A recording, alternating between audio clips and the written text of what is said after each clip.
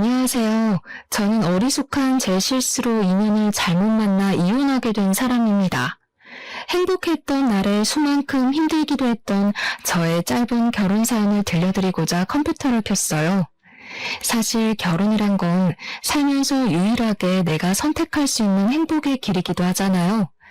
근데 그것이 차마 불행의 길인 줄 모르고 들어섰다는 것에 아직도 저는 반성을 하고 있어요. 뭐가 그렇게 좋았길래 결혼을 서둘렀는지 모르겠어요.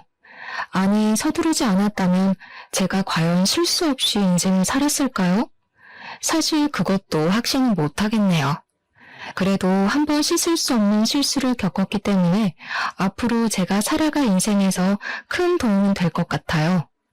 저의 경험을 청취자분들과 나누고자 하니 제 사연을 들어보시고 함께 조언 공유하도록 해요.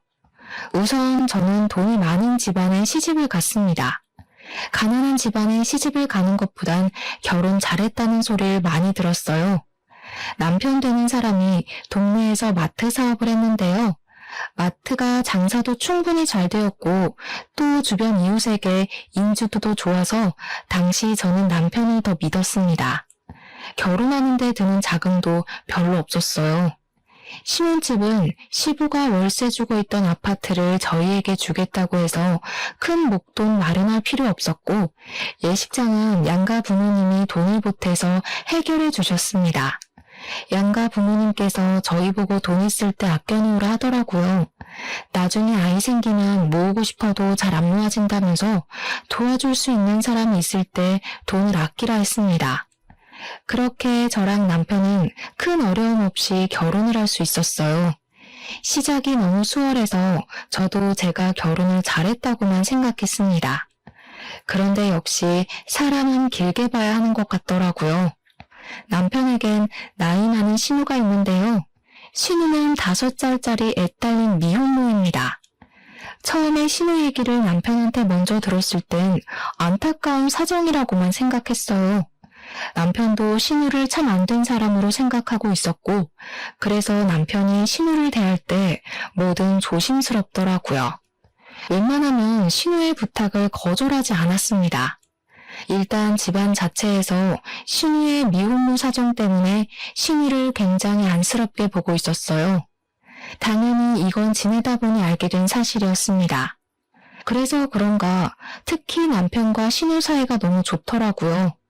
제가 생각하는 일반적인 남매 모습이라고 하기엔 너무 애틋해 보였습니다. 저는 그걸 보고 식구끼리 상처도 잘 보듬어주고 참 마음이 따뜻하다고 생각했어요. 시모도 처음엔 제게 굉장히 착하게 대하셨거든요. 시부가 저를 참해 보인다고 엄청 마음에 들어 하셨는데 시모도 저를 마찬가지로 생각해 주셔서 얼마나 다행이었는지 몰라요. 그래서 저는 더더욱 이 집안에서 잘 어울려 지낼 수 있을 거라고 생각했습니다. 저랑 남편이 신혼여행 다녀오고 나서도 신우가 손수 신혼살림 정리하는 걸 도와주기도 하셨어요. 물론 시부가 좀 도와주라고 시키기도 했지만 그래도 신우는 정말 친절하게 저희를 도와주셨어요. 살림이 처음에 저를 위해서 이런저런 조언도 많이 해주셨습니다. 그리고 남편이 알레르기 때문에 못 먹는 음식만 알려주셨지 남편을 상점 모시듯 모시라는 경고도 없었고 오히려 남편이 말 안 들으면 자기한테 전화해서 일을 하고까지 하셨어요. 그만큼 제 수준에 맞게 유쾌한 분위기를 만들어주셔서 시모가 좋았습니다. 반면 시부는 지방에서 어업을 크게 하시는 분이라 서울 집에는 자주 방문을 못하는 사정이셨어요. 거의 6개월 만에 한 번씩 집을 방문한다고 들었습니다. 원래 며느리 사랑은 시부라고 하잖아요. 시모도 제게 잘해주긴 하셨지만 사실 시부가 저를 가장 챙기는 게 느껴졌거든요. 사실 저를 본 횟수로 보면 거의 초면이나 다름없다고 해도 무방한데 시부는 제가 시집와서 힘들까봐 어떻게든 편의를 봐주려고 했습니다. 그래서 제가 결혼함과 동시에 집에 제사도 없앴고 명절에 음식하는 것도 없애버리셨어요. 시댁에도 굳이 연락하지 않는 이상 주기적으로 찾아올 필요 없다고 하더라고요. 그뿐만이 아니었습니다. 시부는 귀찮게 어른들 생신 같은 것도 챙기지 말고 정 챙기고 싶으면 그냥 외식으로 퉁치자면서 저보고 힘들게 생일상 같은 거 차리지 말라고도 하셨죠. 어떻게 이리 며느리 입장을 잘 생각해 주시는지 처음 그 선언을 들었을 때 제가 다 민망할 지경이었습니다. 다른 가족들도 제게 친절했고 제 편의를 봐주려고 웬만하면 굳은 일 안 시키려고 하긴 했는데 솔직히 시부처럼 이런 시댁 행사를 없애주는 것이 진정으로 며느리를 생각해주는 마음이잖아요. 처음엔 시부에게 그렇게까지 마음 안 써주셔도 된다고 하며 거절했지만 시부가 워낙 단호하게 나와서 결국 그렇게 결정이 난 거거든요. 그게 당장은 몰라도 나중엔 정말 큰 은혜라는 걸 예측할 수 있어서 더 이상 거절하진 못했어요. 그 부분에 대해서 시모도 별 말은 없었습니다. 시부가 결정한 거라 더 말하지 못했을 수도 있고 아니면 시모도 그런 행사들이 귀찮았을 수도 있고 일단은 시부 의견에 반대하는 사람은 아무도 없었다는 겁니다. 그렇게 선포하고 지방을 내려간 시부는 일이 너무 바쁠 땐 1년에 한 번씩 온다고도 하더군요. 어떻게 될지는 가봐야 한다면서 떠나셨어요.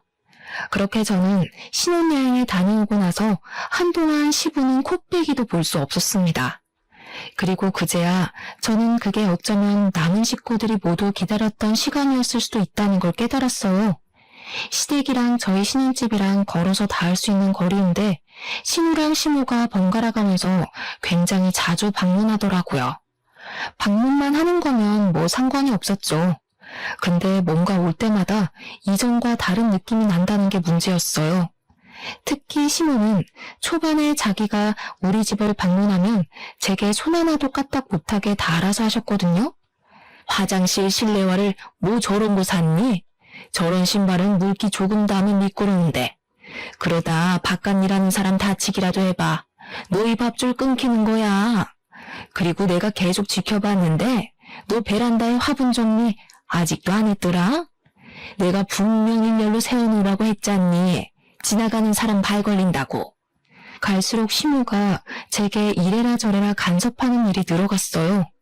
이전에는 제 손에 물 한 방울 안 묻게 하라고 과하게 행동하시더니 갑자기 자기 손에 물 한 방울 안 묻게 하라고 용을 쓰는 겁니다. 제가 다 알아서 할 일이었고 시모가 시키는 일보다 더 급한 일이 많아서 잠깐 미루고 있었던 거예요. 그런데 시모가 집을 찾아올 때마다 중구난방으로 지적을 해대니까 나중에는 점점 신경이 거슬리더라고요. 그래도 그때는 제가 원래 알고 있던 시모의 착한 이미지가 제 속에 더 많이 남아있었기 때문에 묵묵히 시키는 걸 했어요. 그게 다 시모와의 갈등을 피하기 위해서였죠. 근데 시모 한 명이면 제가 어떻게 견뎌보겠는데 얌전한 줄만 알았던 신우까지 어느 순간부터 제 삶에 비집고 들어오더라고요. 남편이랑 신우가 사이 좋다는 건 알고 있어서 자주 얼굴 볼 수밖에 없다는 건 그리 놀랄 일은 아니었어요. 하지만 제가 여태 봐온 신우의 모습은 그저 남편에게 피해주지 않으려고 늘 한 발 물러서 있고 시부 앞에서는 입도 뻥끗 못하는 소극적인 사람이었습니다. 그런데 이게 웬일일까요? 우리 집 방문이 점점 잦아지는 신우가 신우 못지않게 점점 다른 분위기를 내기 시작했다는 거 아닙니까? 일단 시모가 이전보다 잔소리랑 지적질이 많아졌다면 신우는 저를 왠지 모르게 시기하는 것 같았습니다. 시기를 한다는 게 무슨 말이냐면 남편이랑 신우 사이가 너무 좋다 보니까 제 남편이 저한테 잘해줄 때마다 신우가 질투를 느끼는 것 같았어요. 처음엔 당연히 신우가 그런 마음을 갖고 있는 줄 몰랐고 눈치를 챘다고 해도 긴가민가 했습니다. 그런데 언제 확신을 가졌냐면요. 남편이 오랜만에 외식 가자고 차를 끌게 되었는데 당연히 남편 옆자리는 제 자리라고 생각했거든요. 그래서 제가 이미 조수석에 앉았어요. 근데 갑자기 남편이 곤란해하면서 저보고 뒷자리에 타면 안 되겠냐고 하는 겁니다. 왜 그러냐고 물어봤더니 남편이 하는 말이 아주 황당했어요. 결혼하기 전에는 항상 누나가 옆자리에 앉았었거든. 그렇다 보니까 거의 지정석처럼 이용했어. 뒷자리는 누나가 불편해서 금방 멀미난다고도 했고. 사실 뒷자리를 옮겨 타는 건 제게 별 상관없는 일이었습니다. 다만 남편이 제게 말하는 이유가 다소 어처구니 없어서 기분 나빴다는 거예요. 결혼하기 전에 그랬었던 일을 왜 결혼하고 나서까지 끌고 오는지 모르겠더라고요. 하지만 외식을 하러 가는 길이었기에 괜히 문제 일으키고 싶지 않아서 그러려니 넘겼습니다. 속 좁은 사람으로 보일까봐 뭐라고 말할 엄두를 못 내기도 했어요. 그날 신우는 외식 나가서 남편의 아내냐는 질문을 덜어 받았습니다. 웃긴 게 남편이 자리에 같이 있으면 그런 거 아니라고 해명을 했는데 남편만 자리에 없으면 신우가 그런 질문에 대해서 그저 웃으며 호응해 주더라고요. 그렇게 보여요? 저희 아들이랑 좀 닮긴 했죠. 그렇다고 서비스까진 안 주셔도 되는데 예쁘게 봐주셔서 감사해요. 이런 식으로 남편과 부부로 오해받는 일을 좀 즐기는 것 같았어요. 제 입장에선 신우의 이런 짓들이 가장 이해 안 되는 부분이었습니다. 신우는 그렇게 말하면서도 저를 눈치 보기보다는 제게까지 호응을 유도하는 게 딱 봐도 저를 경계하는 듯한 행동이란 걸 알 수 있었어요. 그 이후로도 신우는 남편과 제 사이를 매번 갈라놓는 행동은 종종 저질렀습니다. 그걸 여러 번 보고 나니까 제 안에서 내려진 정의가 딱 하나 있더라고요.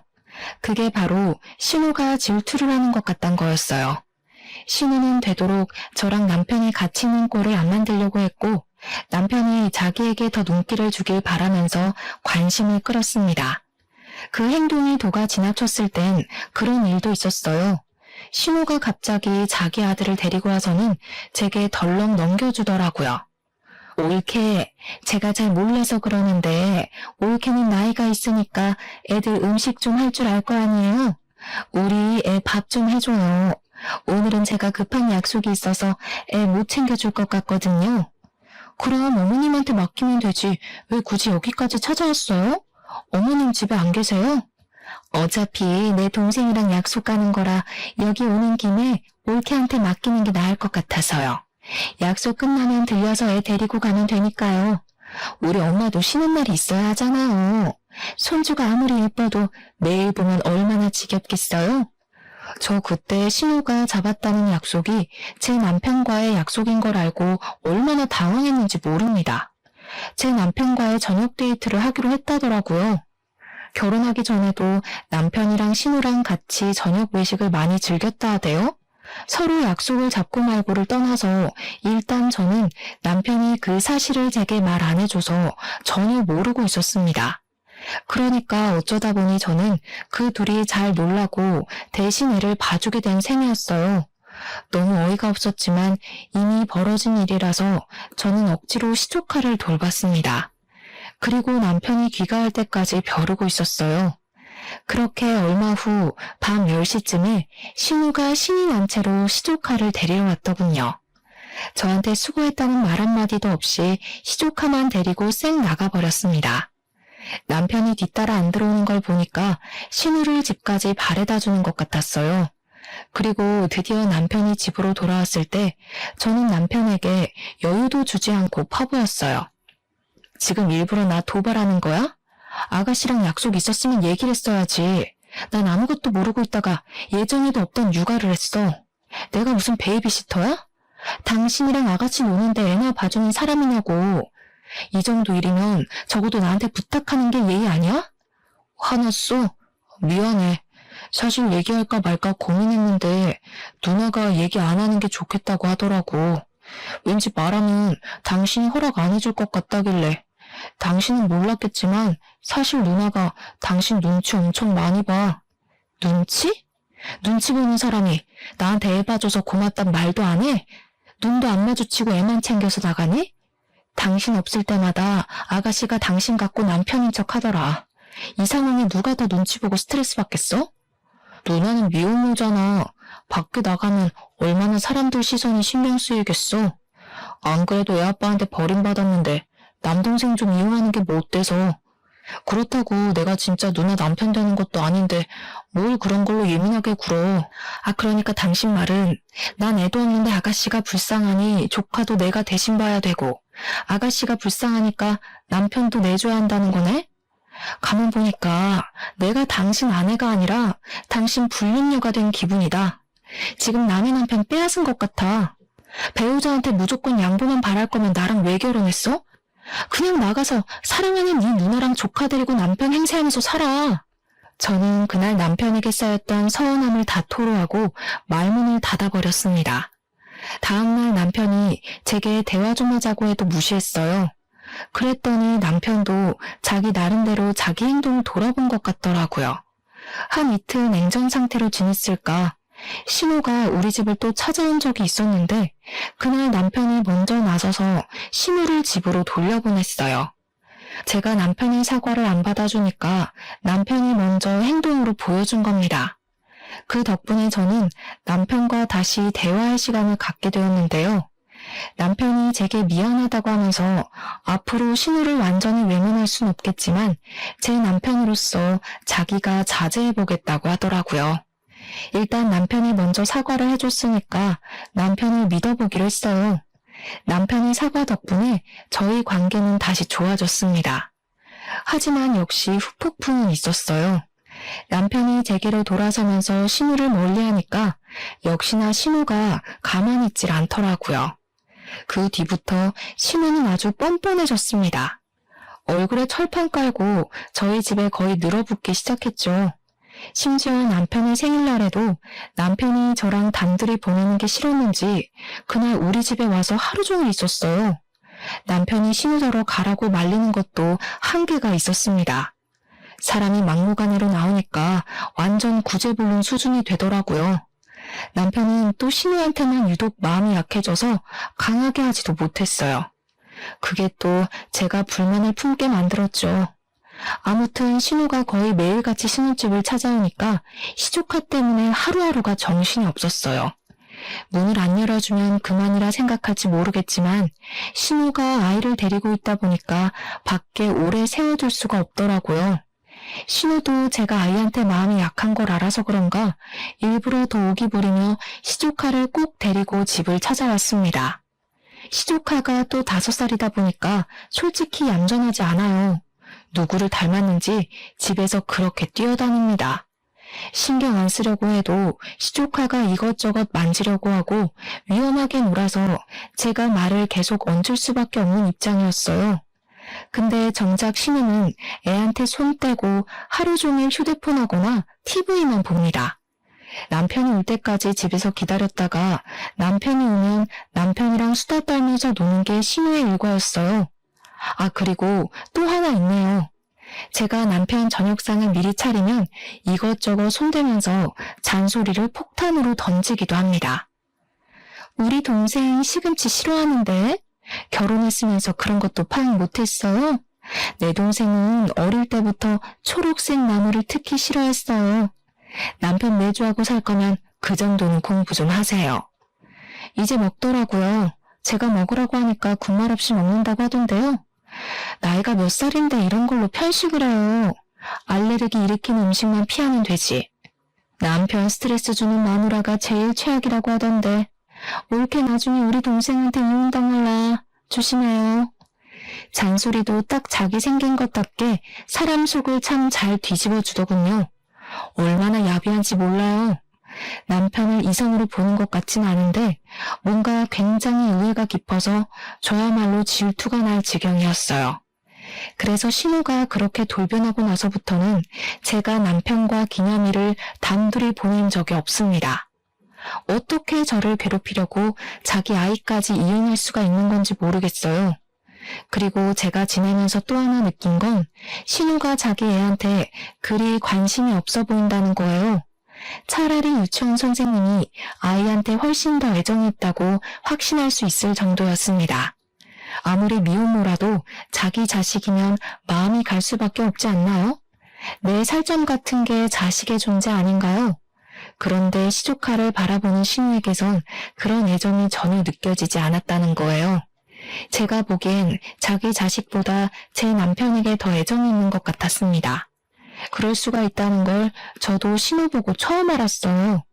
세상엔 상상 이상의 존재들이 참 많은 것 같아요. 근데 신우야, 원래 도라이라 생각하고 무시하면 될 사람인데 여기서 제가 훨씬 짜증이 났던 건 그런 막대먹은 신우를 남편과 시모가 오히려 옹호한다는 겁니다. 저한텐 시모보다 남편과 시모의 반응이 더 스트레스였어요. 제가 시모 때문에 받은 스트레스를 남편한테 한 번씩 얘기했는데요. 남편이 초반에는 제 얘기를 나름 경청해줬으나 시간이 지날수록 귀찮아하더라고요. 그러면서 했던 말을 또 하고 또 했습니다. 애 혼자 키우느라 외로워서 그래. 당신 이해 좀 해줘. 당신은 남편도 번듯하고 시댁도 번듯하잖아. 근데 우리 누나는 다 버려졌잖아. 혼자서 얼마나 쏘가리를 했겠어. 이걸 가족이 안 품어주면 우리 누나는 이제 의지할 곳이 없단 말이야. 그래, 너는 한두 살 먹은 어린애도 아닌데 그 정도 사정도 이해 못해주니? 나이 먹은 여자는 볼 거라곤 이해심이랑 배려심밖에 없어. 설마 너 그런 각오도 없이 내 아들이랑 결혼하겠다 했던 거야? 나는 그래도 네가 철딱서니 없는 어린 년들보단 우리 식구 사정을 잘 품어줄 거라고 생각했다. 내가 잘못한 거니? 그럼 좀 실망할 것 같네. 실망은 이미 제가 했는데요. 이런 식으로 저 나쁜 일 만들어서 죄책감 들게 하려는 것 같은데 그런 건 어머님이 말씀하시는 어린애들한테나 통하는 화법이고요. 저는 어느 정도 성숙해버린 사람이라서 어머님 하시는 말씀이 일방적인 협박으로밖에 안 들리네요. 며느리를 이용하려고 한 거면 차라리 못 모르는 여자를 데려다가 며느리 시키지 그러셨어요? 웬만하면 시모한테 반항 안 하려고 했는데 해도 너무한 것 같아서 그만 저질러버렸던 날입니다. 그렇지 않아도 시모가 제 주장에 좀 당황하더라고요. 남편도 옆에서 시모한테 무슨 말버릇이냐고 잘못했다고 사과하라 하대요. 저도 한번 속마음을 털어놓으니 더 이상 눈에 뵈는 게 없어지는 겁니다. 그래서 이참에 더 제 감정을 밀어붙였어요. 이 결혼 생활 유지됐으면 좋겠어요? 아니면 그 반대인가? 저를 쫓아내기로 마음먹은 거라면 순순히 이혼해 드릴게요. 저도 이렇게 가스라이팅 당하면서 더는 못 살아요. 저는 결혼해서 잘 먹고 잘 살려고 한 거지 남의 집 뒤치다거리나 하러 온 거 아니거든요. 저는 그들 모습에 정떨어져서 입 밖으로 이혼까지 고심하겠다고 말해버렸습니다. 그랬더니 그제야 남편이 제게 또 먼저 사과를 하더군요. 그 자리에 함께했던 시모랑 신우를 황급히 내보내곤 저를 붙잡고 용서를 빌었습니다. 그런데 용서를 비는 내용이 조금 특이했어요. 아빠한텐 절대 말하지 마. 우리끼리 해결할 수 있잖아. 앞으로 내가 잘할게. 당신 심기 안 거슬리도록 엄마랑 누나 우리 집에 못 오게 할 테니까 제발 아빠한텐 이혼 소리 꺼내지 마. 남편이 시부를 유난히 두려워하는 모습을 보이더라고요. 결혼 생활을 길게 유지한 건 아니었지만 남편이 그렇게까지 시부를 두려워하는 건 처음 봤습니다. 제게 싹싹 비는 모습도 이전에 사과했던 모습과는 차원이 다르게 간절했어요. 그래서 저 일단은 이혼을 보류하게 되었습니다. 실제 남편은 시모랑 신우를 우리 집에 못 오게 했고 저는 한동안 자유를 느낄 수 있었어요. 물론 이혼을 언급한 게 그냥 한 소리도 아니었고 이혼 결심을 완전히 접은 것도 아니었어요. 일단은 당장 시부가 제 눈앞에 없기도 해서 보류를 했을 뿐입니다. 결혼한 지 얼마 안 됐는데 벌써 이혼까지 염두에 버릴 줄은 몰랐네요. 그렇게 직장인들이 마음속에 사표를 품고 사는 것처럼 저도 마음속에 이혼을 품고 지내며 시간을 보낼 때였어요. 어느 날 제가 시댁을 방문할 날이 있어서 시댁을 찾았는데 문이 열려있길래 그냥 들어가려고 했거든요. 근데 안에서 시모랑 신우가 심각하게 대화하는 것이 들리더라고요. 그래서 안으로 들어서지 않고 밖에서 두 사람의 대화를 엿듣게 되었습니다. 그리고 거기서 굉장히 충격적인 사실을 듣고 말았어요. 그 두 사람이 시조카에 대해서 얘기를 나누고 있었는데요. 시모가 시조카를 아들이 아닌 동생이라 칭하면서 시모에게 얘기를 하고 있더라고요. 그때부터 저는 무슨 정신으로 그랬는지 모르겠는데 일단 그 대화를 몰래 녹음해버렸습니다. 그러면서 숨죽이고 계속 대화에 집중을 했죠. 들으면 들을수록 충격적인 사실이었어요. 놀랍게도 시조카는 신우 친자식이 아니었습니다. 바로 시모의 늦둥이 자식이었던 거예요. 얼마나 놀라운 사실입니까? 여태 시조카인 줄 알았던 5살짜리 아이가 제게 도련님이었다는 거잖아요. 게다가 5살이면 아이 친모의 나이가 적어도 저랑 또래 정도는 되어야 하는데 시모가 품기에는 시모 나이가 너무 많잖아요. 솔직히 할머니 수준 아닙니까? 대체 어쩌다 그런 일이 생겼나 잠자코 더 들어봤더니 5년 전 시부가 집을 비운 사이에 시모가 산악회 모임을 다니다가 외간 남자랑 불륜을 저지른 것 같더라고요. 그 불륜남 사이에서 만들어진 자식이었던 겁니다. 그걸 시모가 신우 아들로 둔갑시켜서 신우를 미혼모로 만든 거였어요. 시부는 그 사실을 고스란히 믿고 있는 상황인 것 같았습니다. 다 듣고 나니 이해가 되더군요. 그래서 신우가 그 아이한테 그리 애정이 없었나 봅니다. 그럼 저는 여태 시조카가 아니라 시모 아들을 대신 봐준 셈이 되는 거였는데요. 기분이 정말 이상했고 이 사실을 모르고 있을 시부가 너무 불쌍하더라고요. 근데 시모는 어떻게 자기 애를 남이 데리고 있는데도 한 번도 궁금해하거나 들여다보질 않았던 걸까요? 시모가 제게 아이를 던져줘도 별말 없었던 것 보면 사실 시모도 신우에게 자기 아이를 떠맡기듯 버린 것일지도 모른다는 생각이 들었어요. 대체 아이는 무슨 죄입니까? 무슨 이런 콩가루 가족이 다 있는지 모르겠더군요. 시부가 오랫동안 집을 비우고 있으니까 시모랑 신우가 겁도 없이 이런 강큰 짓을 저지르는 것 같았습니다. 시부 돈으로 먹고 자고 즐기면서 시부 뒤에선 헛짓거리를 하고 있었다니 어쩌면 이 사람들이 시부 재산까지도 충분히 노리고 있을 것 같다는 생각이 들더군요. 일단 저는 모른 척을 했습니다. 그날 시댁을 방문하려고 했던 것도 포기하고 집으로 돌아갔어요. 휴대폰에 녹음된 내용을 다시 들어봤더니 그렇게 소름이 끼칠 수가 없더라고요. 그들이 숨기고 있던 모든 사실을 다 알고 나서 그들을 지켜보니까 역시나 새로웠습니다. 그래도 시모가 자기 늦둥이 바라보는 시선이 신우보단 애정이 있는 것 같더라고요. 사실 초반에는 그저 시조카에게 할머니니까 손주로서 잘해주는 줄로만 알았거든요. 그 두 사람이 제 앞에서 아이를 두고 계속 연기를 하는데 볼수록 아이가 참 안 됐다는 생각이 들었어요. 저는 그날 이후 대체 이 커다란 문제를 어떻게 해야 하나 생각지도 못한 고민을 하게 되었습니다. 이혼도 어느새 뒷전이 되어버렸을 정도로 그 일에 대해 신경을 두고 있었어요. 이 사실을 남편도 알고 있는 것 같더라고요. 한 번씩 시모랑 신우가 남편한테도 저 몰래 속닥거렸는데 그게 다 아이에 대한 얘기라는 게 뒤늦게 보였습니다. 이런 집안에서 더는 제정신으로 못 지낼 것 같았어요. 그래서 저는 이제 이혼을 어느 정도 결심했고 어떻게 하면 시부에게 이 사실을 효율적으로 전달할 수 있을지를 고민했습니다. 그렇게 시간을 보내던 무렵 시댁에서 밥 먹다가 오랜만에 시부가 집으로 돌아오게 되었는데요. 웃기게도 시부가 돌아오니까 나머지 식구들은 전부 결혼 전 친절했던 사람들도 돌아갔어요. 그러니까 바로 눈치채겠더라고요. 시부가 있었기 때문에 초반에 제게 잘하려고 이미지 관리했던 거였어요. 시부가 없을 때는 그 사람들이 마치 허리띠를 푸는 것처럼 본색을 드러냈던 거죠. 아쉽게도 저는 그제야 제게 진심을 보이고 진심을 줄 수 있는 사람은 시부밖에 없다는 걸 깨달았습니다. 이혼을 마음먹었더니 그것이 보였네요. 시부는 역시 꽤 괜찮은 사람이었어요. 사람을 귀하게 대할 줄 아는 분이셨고 며느리인 제게 굉장히 잘해주셨습니다. 집에 오자마자 제게 고생 많다고 바로 용돈을 쥐어주기도 하셨어요. 그리고 시부가 온 그날 저녁은 시댁에서 밥을 먹었는데 역시나 시모가 제 손에 물 한 방울 안 묻게 하려고 하더라고요. 하지만 이젠 그게 다 개수작이라는 걸 제가 알잖아요. 그래서 시모 무시하고 제 할 일을 꿋꿋이 했거든요. 근데 시부가 잠깐 친구 만나러 나간 사이였어요. 시모가 기다렸다는 듯이 고무장갑을 제게 던지면서 빨리 설거지 먼저 하라고 부추기는 겁니다. 우습지 않나요? 시부가 매일 같이 살았다면 제게 고나리질 못해서 어떻게 참았을까 싶더라니까요. 시모가 잔머리 쓰는 게 보이길래 저도 잔머리 좀 써줘야겠다고 생각했어요.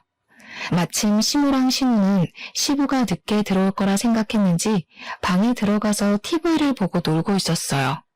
아마 제가 시부 오기 전에 설거지를 다 끝낼 거라고 확신하고 있었던 것 같았습니다. 남편은 애초에 제게 신경을 안 쓰고 있었어요.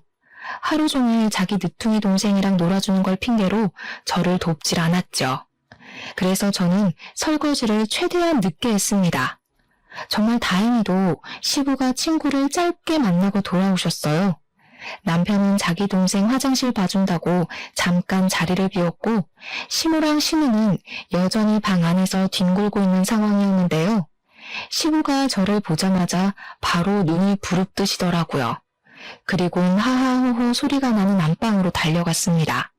곧 큰 소리가 쩌렁쩌렁 울렸죠. 집에 여편네가 둘이나 있는데 왜 며느리 혼자 설거지를 하고 있어? 지금 뒹굴거리며 놀려고 며느리한테 다 떠맡긴 거야? 내가 며느리 수고스럽게 하지 말랬지? 시부가 크게 호통치자 다들 놀라서 불이 나게 거실로 뛰어나왔습니다. 다시 제대로 보니 역시 시댁의 실세는 시부였어요. 아무래도 시부가 결혼하기 전부터 식구들한테 며느리 괴롭히지 말라고 단단히 일러뒀나 보더라고요. 시부는 너무 감사하게도 며느리의 존재를 자기 집에 와준 귀한 손님으로 생각하고 있었습니다. 시부 또한 며느리가 시댁에 들어오면 고부 갈등이 있다는 걸 여기저기서 들은 것 같았어요. 그래서 자기는 제게 그런 가정을 선사해주고 싶지 않았나 봅니다. 설마 여태껏 며느리한테 다 떠넘겼던 거야? 나 없는 동안 저런 식으로 사람 괴롭히고 있었어? 아니에요. 무슨 그런 서운한 말을 해요. 내가 잠깐 허리가 아파서 며느리한테 설거지만 좀 해달라고 부탁한 거예요. 당신한테 들은 말이 있는데 우리가 어떻게 며느리를 함부로 시켜먹겠어요. 맞아, 아빠. 그리고 올케는 이제 설거지 안 하는 거야. 그동안 나랑 엄마가 다 치웠다고. 올케도 손이 있는데 같이 일할 수 있는 거잖아. 세아가 네가 말해봐라. 정말 이 두 사람이 하는 말이 맞아? 내가 없는 동안 이 두 사람이 너 불편하게 한 거 없었어? 시부가 따지는 동안 시모랑 신우가 어느새 그 앞에 무릎을 꿇고 있었는데요. 벌벌 떨면서도 제게 말 잘하라고 눈치를 주더라고요. 그들은 어떻게든 시부의 비위를 맞추려고 노력했습니다. 없는 말까지 지어내면서 아양을 심하게 떨었어요. 그렇게 시부가 부러우면서 감히 불륜을 저질러 불륜남 애까지 시부 집에 들일 생각을 했다니 참 대단하다 싶더라고요. 일이 이렇게까지 되어버린 거 저는 이 좋은 기회를 놓치고 싶지 않았어요. 그래서 고무장갑을 벗고 시모에게 다가가 시모 앞에다 던져주었습니다. 아버님 나가시자마자 이렇게 고무장갑 던지면서 빨리 설거지하라고 하셨어요. 아버님 오기 전까지 끝내라고 하셨는데 제가 손이 느려서 미처 끝내질 못했네요. 늘 저희 집 찾아오셔도 애도 맡기고 일도 시키고 많이 부리셨어요. 저도 어머님이랑 아가씨가 아버님 없다고 갑자기 돌변해서 그럴 줄은 몰랐어요. 얘가 무슨 소리를 하는 거니? 내가 언제 너희들 집에 매일 찾아갔다고 그래? 내가 원래 말투가 좀 센데 네가 착각했나 보구나. 나 원래 누구를 부려먹지 못하는 사람이야. 시모랑 신우가 제발 자기들 살려달라고 제게 처절한 눈빛을 보냈지만 저도 이제 이 지긋지긋한 결혼 생활을 그만하고 싶었습니다. 시부가 집에 계실 때 이혼 얘기를 꺼내는 것이 나을 것 같았어요. 그래서 남편이 그렇게 말렸던 행동을 결국 저지르게 되었죠. 아버님, 저 죄송하지만 이혼할게요. 이건 제가 생각했던 결혼 생활이 아니라서요. 전 어머님이랑 아가씨가 이렇게까지 괴롭힐 줄 몰랐어요. 그래도 남편은 제 편 들어줄 거라 생각했는데 남편까지 어머님이랑 아가씨 편만 들고 그동안 저 외톨이로 지냈어요. 앞으로 이렇게 평생 지낼 자신이 없습니다. 저는 이때까지 신우랑 시댁에서 받았던 불합리한 구박들을 전부 빠짐없이 고백했습니다. 그러자 시모랑 신우 표정이 경악으로 물들었고 뒤늦게 나타난 남편이 저를 잡아당기면서 말리더군요. 그건 시부가 남편에게 한 번 더 호통 쳐주는 덕분에 남편이 소나기에서 풀려날 수 있었어요. 저는 그날을 마지막으로 생각하고 제가 갖고 있는 카드를 모두 꺼내보였습니다. 이 사람들이 그토록 숨기고 있던 엄청난 비밀도 당연히 그 자리에서 밝혔어요. 아, 그리고 이렇게 무서운 사람들이랑은 더 이상 못 살겠어요. 왠지 저까지 정신 이상해질 것 같아서요. 여기 조카가 아가씨 아들이 아니라면서요. 어머님 늦둥이 자식이라고 하던데. 제 말에 시모가 사색이 되더니 무슨 소리냐고 목청을 높였어요. 얼마나 똥줄이 탔으면 시부가 눈앞에 있는데도 벌떡 일어나서 제게 삿대질을 하더군요. 그러거나 말거나 저는 바로 녹음 파일을 틀었습니다. 파일에서 흘러나오는 음성은 누가 들어도 시모랑 신우 목소리였어요. 제가 이렇게 확실한 증거를 갖고 있을 거란 생각은 다들 못했나 봐요. 같이 있던 신우랑 시모 얼굴이 아주 새하얗게 질렸더라고요. 물론 남편도 마찬가지였습니다. 당연히 이 사실을 처음 알게 된 시부가 가장 충격을 받았겠죠. 알고 보니 시모랑 시부는 재혼한 사이였는데요. 남편이랑 신우가 둘 다 시모 자식이라네요. 시부는 시모를 만나기 전까지 노총각이었다가 초혼을 시모랑 한 듯 했습니다. 시부는 고분고분한 시모를 진심으로 좋아했던 것 같아요. 그래서 시모에게 자식이 둘이나 있다고 해도 흔쾌히 결혼을 결심한 거더라고요. 그런데 알고 보니 시모의 모든 모습들이 가식이었단 걸 그날 알게 된 셈이잖아요. 저보다 훨씬 더 충격이 강할 만했죠. 아무튼 시모는 그렇게 시부를 배신했음에도 결코 시부 곁을 떠날 수가 없는 이유가 있었어요. 왜냐하면 제 남편의 사업 자금을 시부가 전부 대주고 있었거든요. 시부는 시모가 자기 몰래 불륜을 저지르고 다니는 줄도 모르고 아들이란 이유만으로 남편을 지원하고 있었던 겁니다. 사실 피 한 방울 안 섞인 남이 아닙니까? 시부가 아빠 노릇하려고 남편 사업을 도운 것 같은데 그럼 적어도 다들 시부에게 아내 노릇, 자식 노릇을 했었어야죠. 숨겨뒀던 모든 사실이 밝혀지자 시모는 혹시나 집에서 쫓겨날까봐 얼굴이 새하얗게 질려버렸어요. 머리끝까지 열받은 시부가 시모한테 손찌검을 하려고 하자 그때 시모가 먼저 달려들어 시부를 말렸습니다. 그러나 시부는 자기를 똑같이 속인 신우도 꼴보기 싫었는지 사정없이 신우를 밀쳐버렸어요. 한껏 쫄아있는 남편한테 달려가 남편 귀싸대기를 대신 날려버렸습니다. 넌 뭘 한 게 있다고 얼굴 빳빳이 들고 있어? 꼴도 보기 싫으니까 당장 나가. 그리고 내일부터 마트 나가지 마라. 내가 그놈의 마트 다른 사람한테 넘겨줘 버리라니까. 근데 아빠, 제가 잘못한 거 아니잖아요. 엄마가 불륜 저지른 걸 왜 저한테 그래요? 솔직히 저는 아빠한테 다 말하자고 했어요. 근데 엄마가 아빠한테 쫓겨날까봐 무서워서 계속 숨겼던 거라고요. 전 진짜 억울해요. 차라리 엄마랑 누나를 버리고 아빠 밑에 있을게요. 닥쳐. 이미 한통속이었던 사람을 내가 뭘 믿고 키워주겠어? 먹여주고 데리고 살아줬더니 감히 나를 배신해? 며느리 입에서 저딴 말이 나오게 만들어? 당장 다 꺼져. 시부는 그 자리에서 바로 식구들을 내보내려고 했어요. 그러자 시모랑 신우가 다시 시부 앞에 무릎 꿇고 빌기 시작했습니다. 잘못했다고 한 번만 용서해달라고 하는데 제게 허세 부리던 사람들이 맞나 싶더군요. 저는 사실 이렇게까지 집안 뒤집힐 줄 몰라서 좀 당황스러웠어요. 시부가 이혼을 할 거란 생각은 했지만 당장 식구들을 길거리로 내쫓을 줄은 몰랐거든요. 그 와중에 남편은 계속 시모 탓만 하고 있었습니다. 신우랑 시모 둘이 짜고 한 거지 자기는 아무것도 몰랐다며 같은 변명을 반복했어요. 그런다고 정말 자기는 잘못이 하나도 없는 줄 아나 봐요. 이미 시부에게 그 사실을 몇 년간 숨긴 걸로 중죄나 다름없는데 말입니다. 이미 그들은 더 이상 회생할 수 없을 만큼 이미지가 다 박살이 났는데 그런 와중에도 시모랑 신우는 혼자만 살려는 남편이 고가웠는지 남편의 과오까지 알아서 다 밝혀주더라고요. 그 자리에서 한 발 물러나 그 사람들을 지켜보는데 정말 추태가 따로 없었습니다. 그러거나 말거나 시부는 어린 아기마저도 자기 핏줄이 아니니 자비를 베풀 필요가 없다고 생각했나 봐요. 아이를 바로 시모에게 안겨주며 같이 내쫓았습니다. 결국 그들은 짐도 못 챙기고 빈손으로 집을 나가게 되었죠. 다들 어디 멀리 가지도 못하고 시댁 근처만 뱅뱅 돌았어요. 용서를 빌 기회만 보고 있더라고요. 근데 그걸 또 시부가 가만히 안 놔뒀어요.